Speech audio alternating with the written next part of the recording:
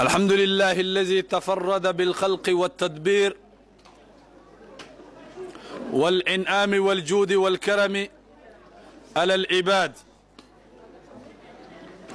وأشهد أن لا إله إلا الله وحده لا شريك له، وأشهد أن سيدنا ونبينا وعظيمنا وحبيبنا محمدا رسول الله صلى الله عليه وسلم.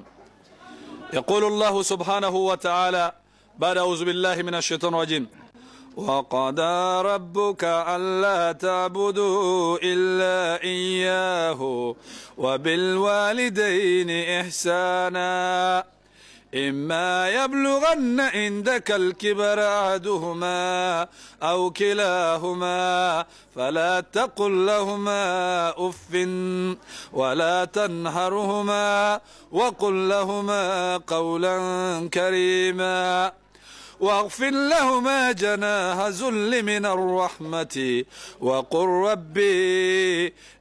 ربي ارحمهما كما ربياني صغيرا ربكم أعلم بما في نفوسكم إن تكونوا صالحين فإنه كان للأوابين غفورا. الحمد لله. On remercie Allah pour le bienfait de l'islam. On parle de quoi dans ce sujet? Ce qui est le droit et des devoirs entre le parent et les enfants. Allah subhanahu wa ta'ala, il nous dit dans le Coran, Allah il a parlé après lui de nos parents 3 fois dans le Coran. Et un homme venant interroger le prophète Mohammed sallallahu alayhi wa sallam de lui demander: Ya Rasulallah, conseille-moi qui que je dois me comporter plus avec lui que tout le monde. Il a dit ta mère jusqu'à 3 fois, 4e fois il a dit ton père, et puis après ceux qui sont proches dans la famille. Donc ça c'est des choses. Aujourd'hui, nous les enfants, on est malheureux.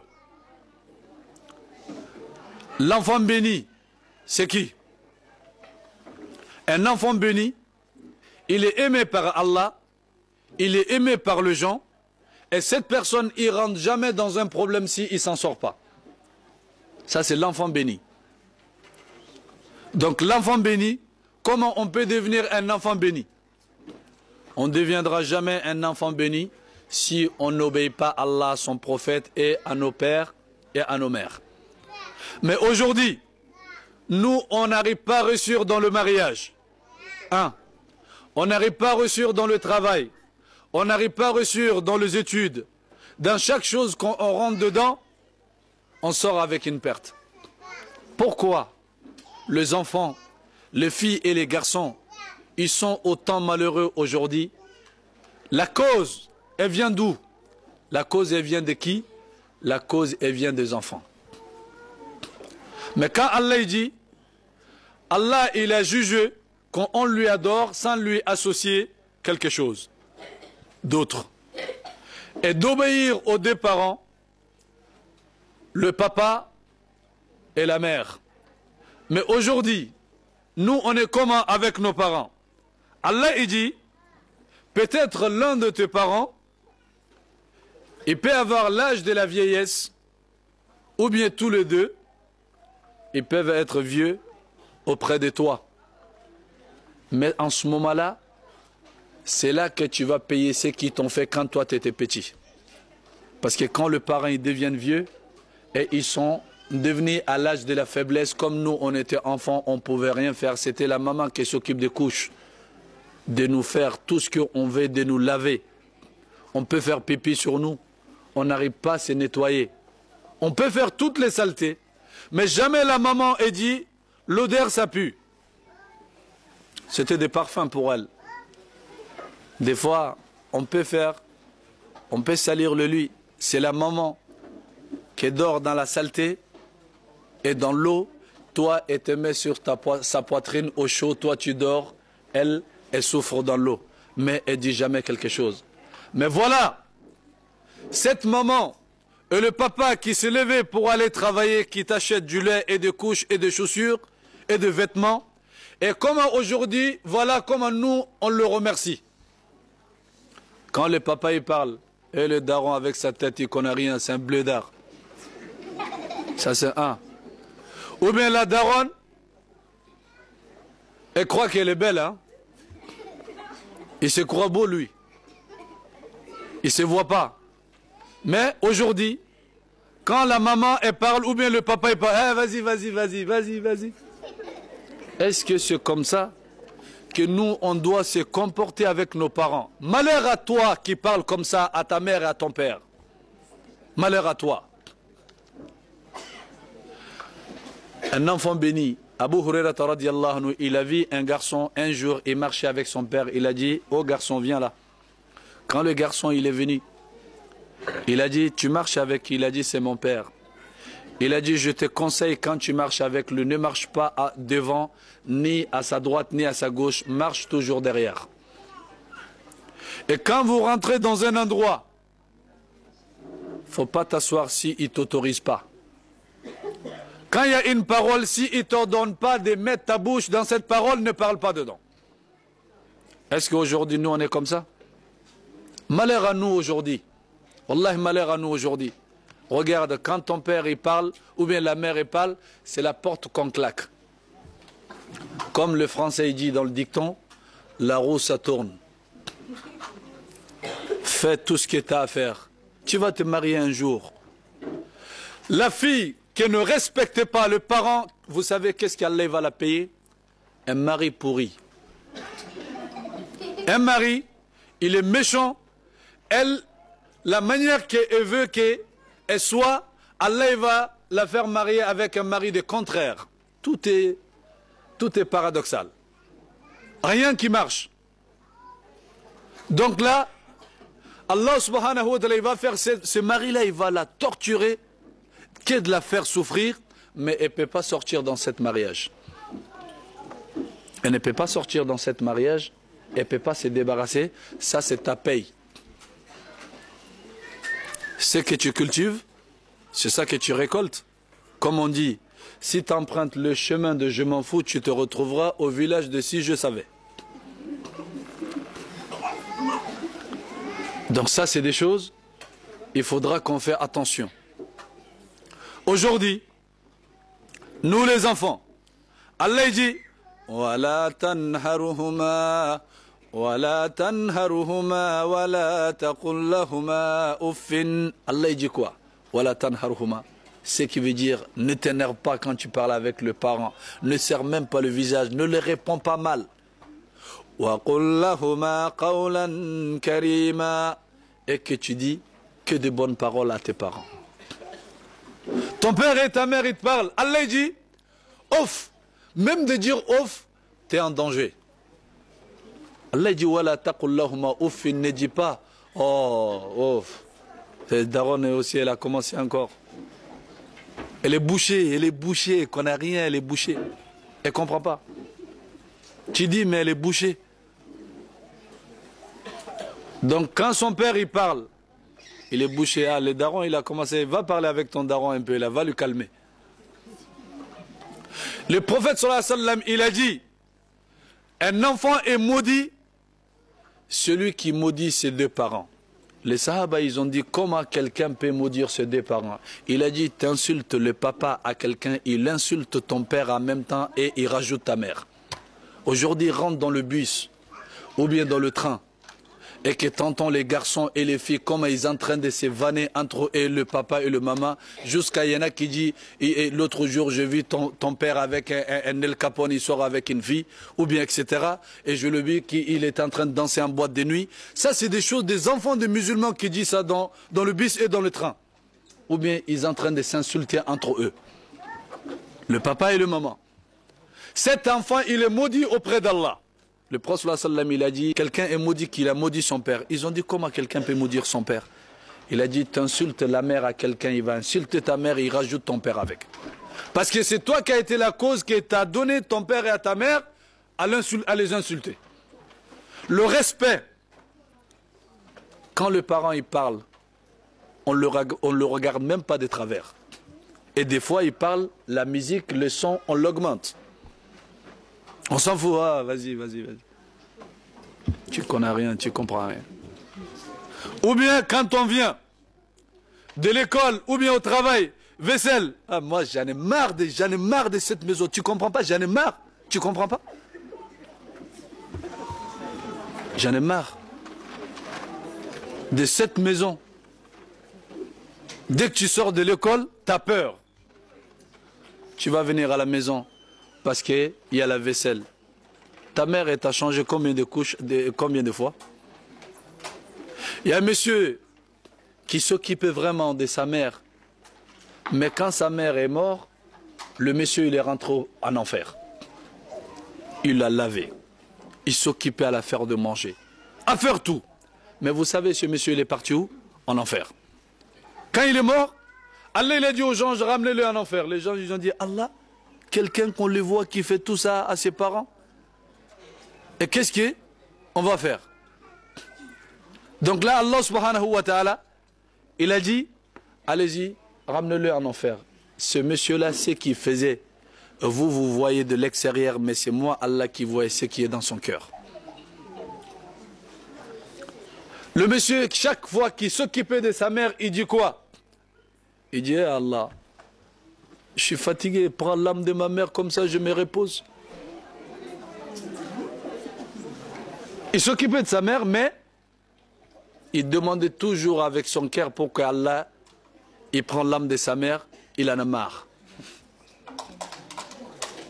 Mais c'est le cas contraire. Le moment il s'occupe de nous quand nous on est petits, pour qu'on s'agrandit, qu'on devient quelqu'un un jour. Mais nous on fait le cas contraire. Donc Allah subhanahu wa ta'ala il a dit,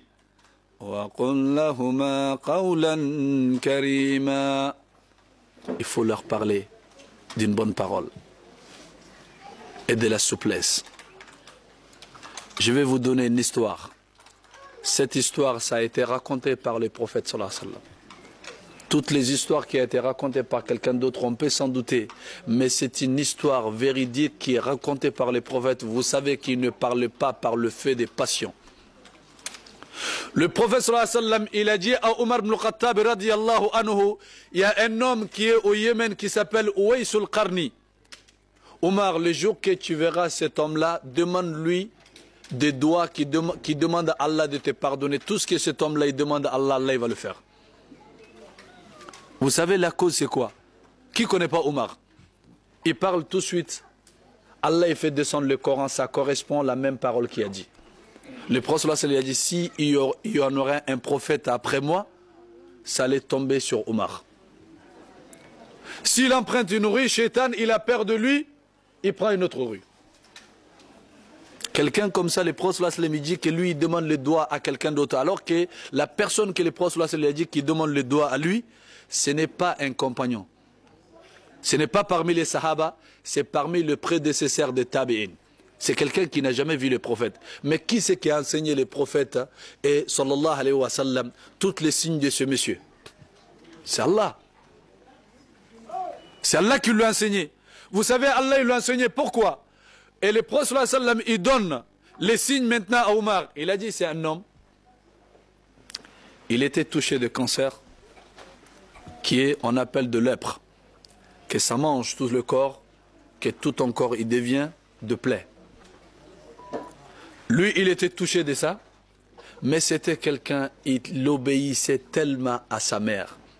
Il a demandé à Allah subhanahu wa ta'ala de le faire guérir dans cette maladie. Allah, il lui a fait guérir, de faire disparaître toutes les traces. Sauf la trace de l'équivalent de 1 euro sur son corps, mais il est guéri. Hein. Mais Omar ibn Khattab, le prophète il a dit, quand tu le vois, tu le demandes, qu'il demande à Allah de te faire doigt pour te pardonner. Quand Omar il l'a vu, il est venu le voir, il a dit, c'est le prophète qui m'a dit, c'est toi comme ça, c'est toi comme ça. Il a dit oui. Il a dit donc, demande à Allah pour me pardonner. Il a dit, Allahumma ghfir le Omar. Il a dit, Allah pardonne le péché de Omar. Comment une personne peut arriver autant de degrés? Chaque chose qu'il demande à Allah, Allah il les fait. Jusqu'à les prophètes, il conseille ses compagnons d'aller demander des doigts chez telle personne alors que ce n'est pas un compagnon. À cause de quoi? L'obéissance de deux parents. Ne négligez pas vos parents. Ne jouez pas avec ce parent. Celui qui connaît la valeur des parents, aujourd'hui, on les a, tous les deux devant nous, ils sont vivants. Des fois, on reste à l'école pour ne pas venir à la maison parce que maman, elle va m'envoyer. Parce que maman, elle va m'envoyer pour faire la cuisine, ou bien elle va me faire laver les affaires, ou bien je vais laver mes petits frères, elle va me faire de faire tout ça. Moi, j'en ai marre. Je reste ici un peu. Ou bien des fois, on sort, on va se balader avec les copines, dans le centre commercial, ou bien des tournées dans la cité. Tout ça pour éviter les travaux à la maison. Tout ça pour éviter les travaux à la maison. Mais vous savez qu'est-ce que le prophète sallallahu alayhi wa sallam, il a dit? Quand Jibril, il lui a demandé, sallallahu alayhi wa sallam, enseigne-moi c'est quoi l'islam? Il a dit que tu attestes qu'il n'y a de Dieu que Allah, Mohammed, sallallahu alayhi wa sallam, est le messager d'Allah. Il a dit, enseigne-moi c'est quoi la foi? Il a dit de croire à Allah et à ses anges, à ses prophètes, les derniers jours de la résurrection, et encore à ses livres, et encore de croire au destin, le bien et le mal. Il a dit, enseigne-moi de la bienfaisance. Il a dit que tu adores Allah comme tu le vois. Si toi tu ne le vois pas, Allah il te voit. Il a dit, enseigne-moi de l'islam. Il a dit que tu fais la prière et que tu fais le siyam, ce qui est de jeûne, que tu fais les zakats et que tu pars au pèlerinage si tu peux. Il a dit, Mohammed, enseigne-moi, c'est quoi la fin de ce monde? Il a dit, toi qui me demandes, toi tu ne connais pas et ce n'est pas moi qui connais mieux que toi. Ça veut dire que lui, toi et moi, nous sommes tous égaux dans ça. La connaissance de ça est que dans la science d'Allah. Mais il a dit maintenant, enseigne-moi des signes de la fin de ce monde. Le signe de la fin de ce monde, le prophète sallallahu alayhi wa sallam, il a dit dans un hadith. On va dire ces hadiths-là d'abord. Il a dit le moment que tu vois une maman, elle devient l'esclave de son enfant. La maman, elle devient l'esclave de son enfant. Aujourd'hui, nous, on est dedans. Zubayda, Ruqiyya, Zinnira, Fatima, ils sont venus de l'école. Ils sont là, le pied sur la table. Un petit boisson avec la paille. On regarde la télé, soit Secret Story, ou bien soit le destin d'Elisa, ou bien section criminelle, ou bien autre chose. Là maintenant on le boit. Et Zubayda ou Fatma, maman jusqu'à présent les yeux ils sont pas encore bons? Mais fais vite hein, maman, moi j'ai faim. La hawla wa la quwwata illa billah. C'est la mère qui est dans la cuisine. Elle est là, bien posée à la télé. Maman fais vite hein, moi j'ai faim. Hein. Ou bien vous n'êtes pas encore parti acheter le pain? Eh bien maman je t'en prie va acheter le pain aujourd'hui, moi aussi je suis fatigué. La hawla wa la quwwata illa billah. Subhanallah.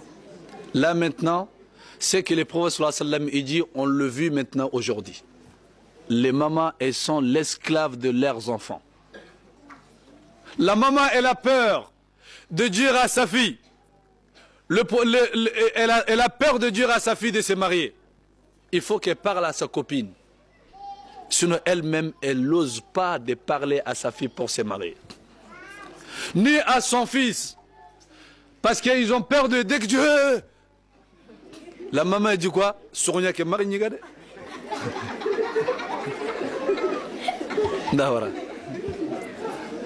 Donc, pourquoi? Parce qu'aujourd'hui, les parents, ils ont peur de nous. Ça, c'est pas un bon comportement pour nous. C'est pas des bons signes pour nous. Le prophète sallallahu alayhi wa sallam l'a dit parmi le signe de la fin du temps, qu'on respecte quelqu'un pour que son mal il ne touche pas, alors que c'est un malfaiteur. Alors que le malfaiteur, on n'a pas le droit de le respecter. Mais tu es obligé de le respecter pour que son mal il ne te touche pas. Les enfants, ils dorment.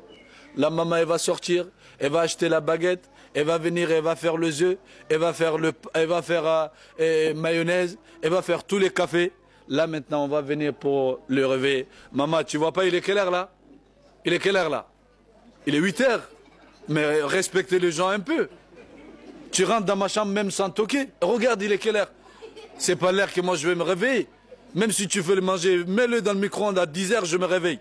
Vous aussi, vous comprenez rien. Nous, on travaille, nous. Hein. Elle parle avec qui? C'est avec sa mère qu'elle l'a mis au monde. C'est avec sa mère qu'elle l'a mis au monde. C'est comme sa petite copine à l'école. C'est pour ça que toujours la personne comme ça, Allah met une petite ou bien un petit qui le gronde au dehors. Ce n'est pas de bons comportements que nous devons avoir envers nos parents. On doit le respecter. Et maintenant, plus pur que ça, qu'est-ce qui va arriver? La maman, quand elle va faire le manger, elle va venir maintenant. Tu ne sais pas déjà cuisiner, c'est un.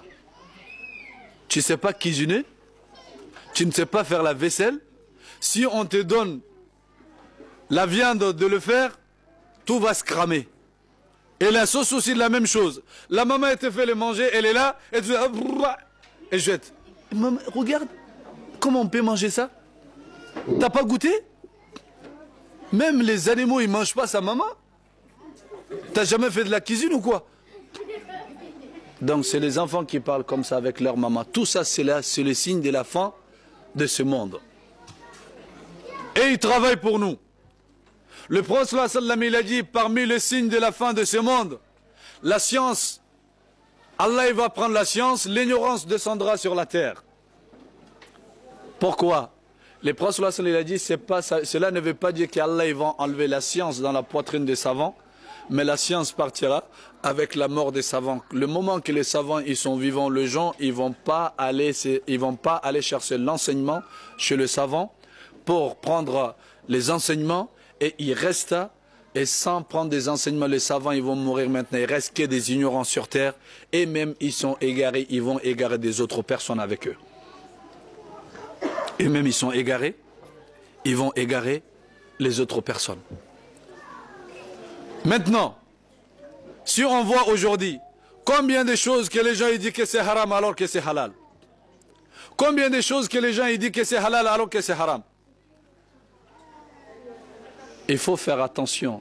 Ce qui est des paroles de halal et de haram, ça c'est la place de Dieu. Si tu n'as pas la science dedans, le prophète sallallahu alayhi wa sallam a dit, celui qui se permet à mentir sur moi par exprès, il lui prépare une place en enfer. Ça c'est celui qui ment sur le prophète de dire que le prophète il a dit comme ça alors que toi-même tu sais c'est faux. T'es foutu hein. Et si pour le prophète est comme ça, qu'est-ce que tu parles si tu dis Allah il a dit? Si c'est faux. Il a dit, de boire l'alcool, ça va être beaucoup. Ça, c'est les signes de la fin de dunya. Aujourd'hui, l'alcool, on la boit de toutes les manières. Même les enfants musulmans, c'est devenu encore plus pur que le mécréant. Jusqu'à on dit, l'abus de l'alcool, c'est dangereux pour la santé, mais avec modération. Quelque chose qui est danger avec la santé, quelle modération? Quelle modération? Donc il a dit, la fornication et l'adultère, ça va devenir comme halal. Ce qui veut dire les gens, ils ne sont pas mariés, donc là on fait les péchés, on n'a même plus peur. On n'a pas peur quand on fait des péchés, parce que pour nous, on croit que c'est halal. Ça, c'est des choses que Allah subhanahu wa ta'ala, il n'aime pas.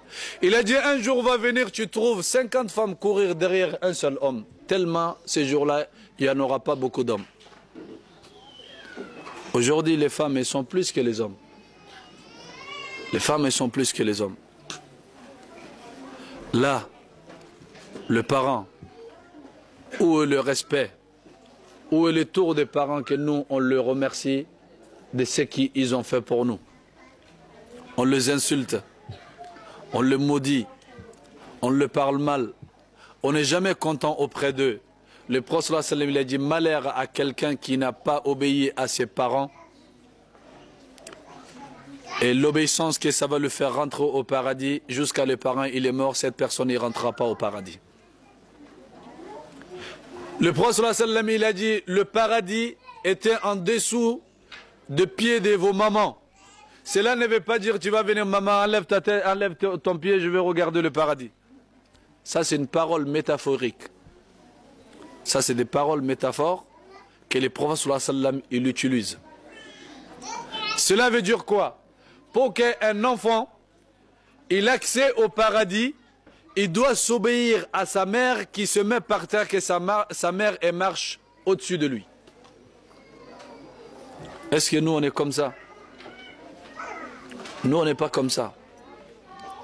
Donc ils ont dit dans le hadith que le prophète sallallahu alayhi wa sallam il a dit à l'homme, ta mère, ta mère, ta mère, 3 fois, 4e fois qu'il a dit, et ton père. Et cela veut dire quoi? Ils ont dit les 3 choses que la maman elle le fait.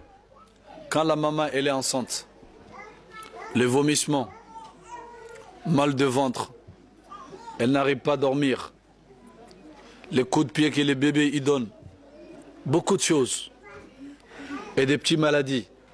La maman elle supporte tout ça. Et quand cela ça va finir, les douleurs de l'accouchement, celle-là aussi va venir. Et tout ça, c'est des problèmes. La maman, elle va supporter tout ça. Et troisièmement, c'est elle qui va s'occuper de cet enfant. Si l'enfant, il est heureux, la mère, elle est heureuse, elle dort bien.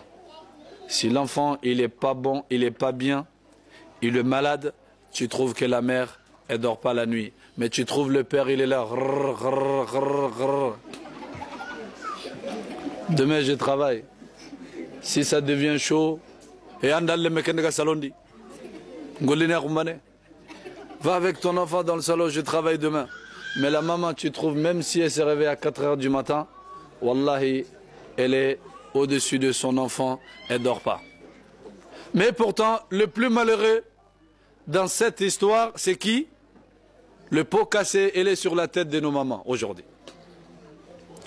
C'est ce maman qu'on ne le respecte pas. Oh Bintou, oh Youssouf, toi pourquoi tu n'écoutes pas ta mère? Beaucoup de filles aujourd'hui qui tombent dans l'accident avec les hommes d'avoir des enfants hors mariage, tout cela était à cause parce qu'elle n'a pas écouté sa mère. Beaucoup de garçons aujourd'hui, ils se trouvent en prison